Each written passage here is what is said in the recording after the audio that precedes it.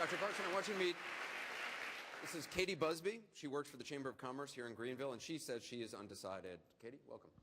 Dr. Carson, I know you'd probably agree that one of the biggest issues facing our country is national security threats. So with groups like ISIS and the Middle East becoming more and more unstable, you're running as a candidate that has never governed before. Are you qualified to be commander-in-chief, and are you qualified to deal with these national security threats? I obviously think so. I wouldn't be running for president. You know, it's the political class that has tried to convince everybody that they're the only ones who can solve our problems. But the fact of the matter is, our system was designed for citizen statesmen. It was designed for people who've had real life experiences and then can transfer that to government work. You know, I can guarantee you that I've had more 2 a.m. phone calls than anybody else, all the rest of them put together, had to make life and death decisions, had to derive information frequently from interns or residents who didn't know a lot, but you still got to manage to get the right information, make the right decisions, put together teams, complex teams, to accomplish things that have never before been accomplished before. You know, I think what we really need are people who know how to solve problems, not people who know how to talk. You know, we can all talk, but we can't all solve problems. And what I think you need to look at is the course of a person's life.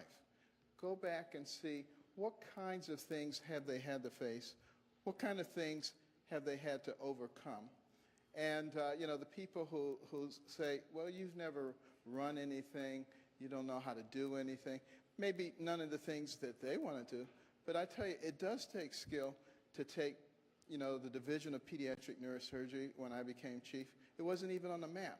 And to take it to #1 in the country, according to U.S. News and World Report by 2008, that's not something that's done lightly. You know, to start, you know, the Carson Scholars Fund. These are things that are outside of medicine. And people said, you can't start another scholarship program. There are tens of thousands of them. But we started it. It's in all 50 states, has won major national awards that are only given to one organization in the country. Obviously, you have to know how to do things.